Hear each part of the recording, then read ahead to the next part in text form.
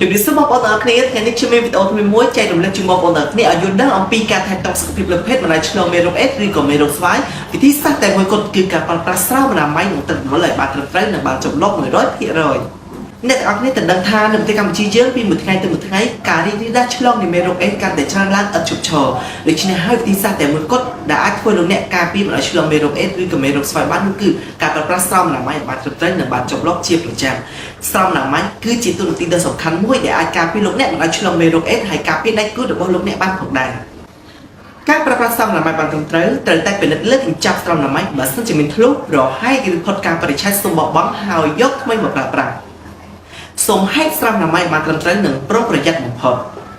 សូមច្របាច់នៅចុងស្រោមអនាម័យដើម្បីអស់ខ្យល់រួចពាក់នៅលើប្រដាប់ភេទមុនពេលប្រតិបត្តិការ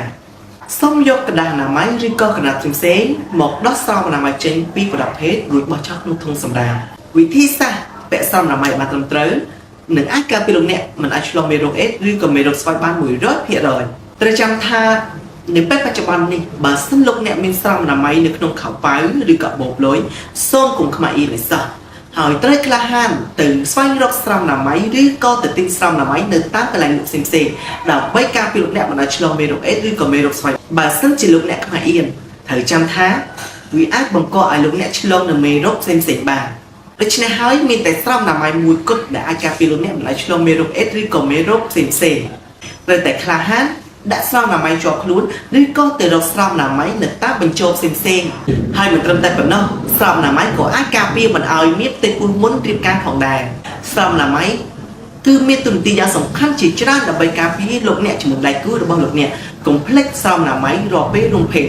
នៅពេលរំភេទសូមកុំភ្លេចប្រើប្រាស់ស្រោមអនាម័យជាមួយនឹងទឹកលម្អិលឲ្យបានត្រឹមត្រូវឲ្យបានជាប់លាប់ដើម្បីការពារលោកអ្នក